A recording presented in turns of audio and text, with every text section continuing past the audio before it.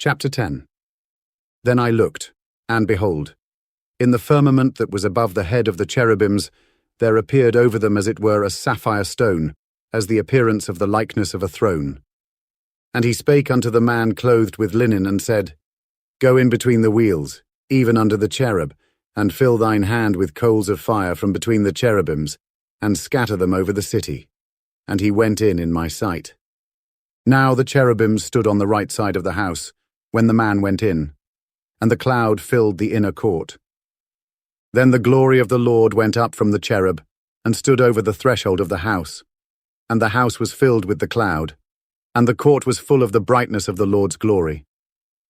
And the sound of the cherubim's wings was heard even to the outer court, as the voice of the Almighty God, when he speaketh.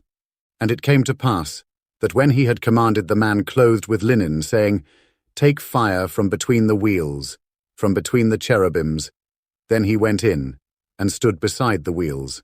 And one cherub stretched forth his hand from between the cherubims, unto the fire that was between the cherubims, and took thereof, and put it into the hands of him that was clothed with linen, who took it, and went out. And there appeared in the cherubims the form of a man's hand under their wings. And when I looked, behold, the four wheels by the cherubims, one wheel by one cherub, and another wheel by another cherub. And the appearance of the wheels was as the colour of a beryl stone.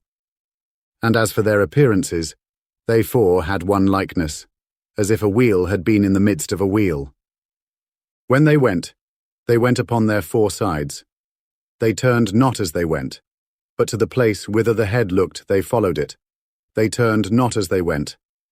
And their whole body, and their backs, and their hands, and their wings, and the wheels, were full of eyes round about, even the wheels that they four had. As for the wheels, it was cried unto them in my hearing, O wheel. And every one had four faces.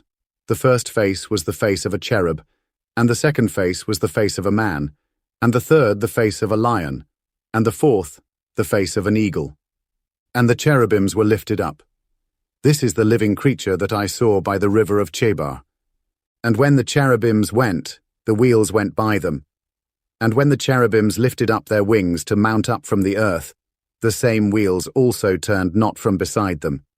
When they stood, these stood. And when they were lifted up, these lifted up themselves also, for the spirit of the living creature was in them.